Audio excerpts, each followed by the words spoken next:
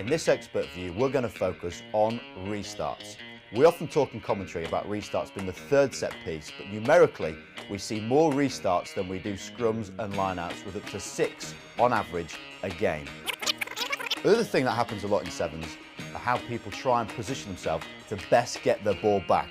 What an incredible skill set when you see a player being lifted, and let's have a look at what that looks like. So here we can see a wonderful example of Osthausen throwing up Hedl in the air. He weighs 80 kilograms, and the ease in which he chucks him up and supports him by keeping hold of the shorts is a remarkable feat, and it's why South Africa are one of the best teams at it. How teams use the restart is like a strategic game of chess, where best to position your formation to manipulate where the kicker can put the ball. Let's have a look at how South Africa do really well at this. Olosio scans the field, and his snapshot is seeing South Africa with 3 pods on the front line and an isolated player on the left, meaning the space is in behind, on the right, or on the far left, which, as you can see, is an incredibly difficult kick to execute. South Africa's net gain, they get the ball back on the halfway line.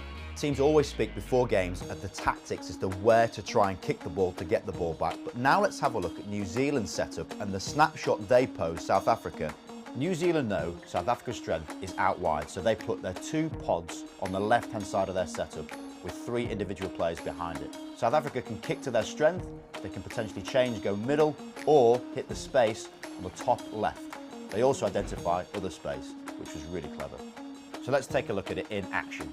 Hedl executes the most incredible short kick, making the ball go just 5 metres high, 10 metres in 2 seconds, and straight away South Africa get the ball and off they go. We take for granted how difficult these kicks are, seeing a different snapshot each time under massive fatigue, and if you get it wrong, bad things can happen. That needs to go. It needs to get an extra metre. Look at this! Look at this from Rayassi! He was all in on the play, and he walks away with the cash prize. New Zealand go up by 5 inside the last 60. Wonderful to see Rayassi win the game for New Zealand, and it really summarises that if you're smart with your restarts, you can dominate games.